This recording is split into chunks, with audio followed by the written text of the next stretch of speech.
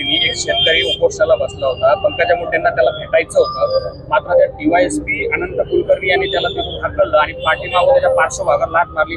सर्व स्तरातून संताप व्यक्त होतोय। रोहित पवारांनी ट्विट केलंय, काय सांगतो? त्याला लाथ मारली पाहिजे त्या DYSPला। हो, आम्ही किमान एक मोठं पोस्टर DYSPच्या ढुंगणावर आम्ही लाथ मारून तो कोणाच्या तिकडे त्याला मारताना दाखवलेला आहे। ह्या अशा प्रकारची जर मस्ती येत असेल, मंत्री आला तर तुम्ही मतदाराला लाथ मारणार आणि निवडणूक आली तर त्याच्या घरापर्यंत जाणार, ते पंकजाताईला समजायला पाहिजे। पंकजाताईनं लगेच त्याच्यात निश्चित करायला पाहिजे। त्यांच्या दौऱ्यामध्ये जर असं होत असेल आणि त्यांच्या निमित्तानं असं होत असेल तर पंकजाताईला एवढी समज तर आहेच। आणि मग आमचे ते सगळ्यात जगपातळीवरचे जे हुशार आमचे मुख्यमंत्री आहेत, तज्ञ, त्या गृहमंत्री आहेत, त्यांनी त्यांचा पोलीस असा वागत असेल तर त्यांनी लगेच दखल घ्यावी। सस्पेंड न काय होतं त्याला? त्या शेतकऱ्याकडून त्याच्या ढुंगणावर लाथ मारली पाहिजे। भाऊ, एकनाथ शिंदेंना लॉटरी लागली होती, ते मुख्यमंत्री झाले, परंतु त्यांना टिकवता आलं नाही असं मंत्री गणेश नाईक यांनी टोललं। लॉटरीत आता कसं आहे, शिंदे साहेबांना लॉटरी लावली कोण, लावून दिली कोण, सामान्य माणसाला थोडी लॉटरी लागतंय देशात। लॉटरी इथं मंत्र्याला, उद्योगपत्यालाच लागतंय। आमच्या सामान्य माणसाची लॉटरी लागली पाहिजे ना। आणि म्हणून ते लावली कोण याचंही थोडंसं पहा। गणेश नाईकांना ते माहित आहे।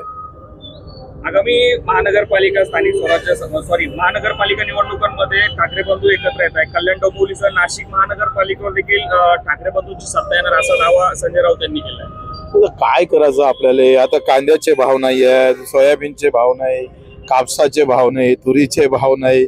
शेतकऱ्याचा काही विचार? आता दोन ठाकरे एकत्र आले किंवा उद्धव साहेब बीजेपीत गेले किंवा पवार साहेब बीजेपीत राहिले, काय असेल तर आम्हाला काय करायचं त्या गोष्टीचं? आमच्या शेतकऱ्याचं काय, मजुराचं काय, शिक्षणाचं काय आहे, आरोग्याची अवस्था काय आहे, हे आम्हाला सांगितलं पाहिजे ना। ते आता हे दोघं एकत्र आल्यानंतर मुंबई जिंकली किंवा ताब्यातही आली तर त्याचं आमचं काय भलं होणार?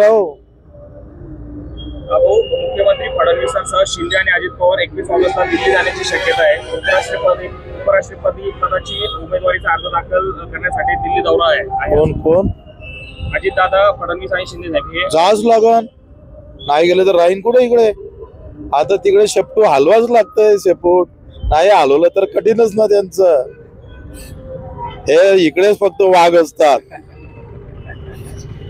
ठाकरे बंधूंनी एकतर्फी महानगरपालिका जिंकून दाखवावी, फक्त तोंडाचे वाफ घालून काही उपयोग होणार नाही असा गिरीश महाजनांनी त्यांना दिवस। कसं आहे, तुमचा ईव्हीएम तुमचा मित्र झालेला आहे।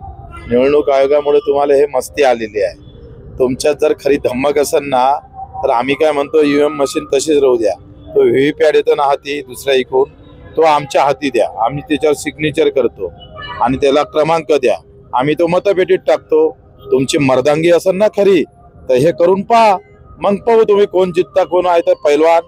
तुम्ही सगळे हे ईव्हीएम मशीनचे पैलवान आहे, हे सगळे चोर आहे, भामटे चोर आहे। त्या गावातला आमचा जेप कटर परवडला, हे त्याच्यापेक्षा नालायक आहे। शेवटचा प्रश्न घेतोय, ईडीची संस्था आहे, तिचा अनेक मंत्र्यांना त्रास झाला, मात्र निघालं काही नाही। ईडीला सुप्रीम कोर्टाने छापलं की तुम्ही जे प्रकरण उकरून काढले त्यात त्रास होतोय, बाकी बाहेर काही आलं नाही। आता मागेच छापलं। बाबासाहेब आंबेडकरांच्या पुतळ्यासमोर उभा मी आणि गवई साहेबांना मी सॅल्यूट करतोय। त्यांना नतमस्तक होतोय का त्यांनी जो काही बाणेदारपणा इथे दाखवलेला आहे।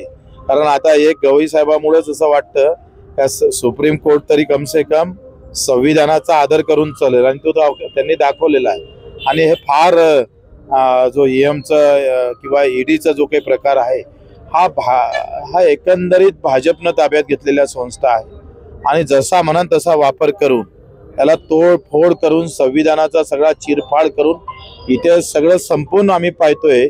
हे म्हणाले लोकशाही राहील पण ते पाहिलं तर भाजपची हुकुमशाही राहणार अशी व्यवस्था आणून ठेवली आहे। आणि शेवटचा प्रश्न, कांदा हा आपला नाशिक जिल्ह्याचा जीवन मरणाचा प्रश्न आहे। बांगलादेशने आता निर्यात बंदी उठवली, मात्र शेतकऱ्यांचा कांदा सडलाय। आता मागे आपण कांदा प्रश्नावर आंदोलन केलं, आपल्या एवढ्यातही मोठं आंदोलन झालं। आता शेतकऱ्यांकडे कांदा संपलेला असताना निर्यात बंदी उठून काय होतं? असंच होतं ना नेहमी।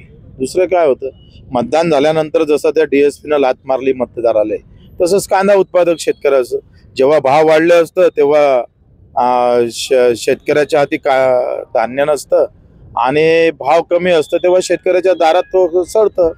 यामध्ये कायमची व्यवस्था होणं गरजेचं आहे आणि म्हणून आम्ही म्हटलं होतं का पेरणी ते कापणीपर्यंत सगळे कामं MRGS मध्ये घ्या. म्हणजे 60% खर्च जर आम्हाला MRGS मधून कव्हर केला तर या कांद्याचं किंवा काही नुकसानही झालं तर ते आमचं जास्त नुकसान होणार नाही. 40%तच आम्ही बसू, 60% गव्हर्नमेंटच्या कोट्यातून आम्हाला मदत होईल. कारण हमी भावातही दम राहिला नाही. व्यापार खुला करतो तर जागतिक व्यापारातही भाव कमी जास्त होतं, तिथेही आमचं मरण होऊ शकते. आणि म्हणून आम्ही एक तिसरा मार्ग दिला का उत्पादन खर्च कमी करण्याची ताकद पेरणी ते कापणीपर्यंत आमच्या मागणीमध्ये आहे. तो जर केला तर फायदा होईल आणि नेहमीची ओरड राहणार नाही.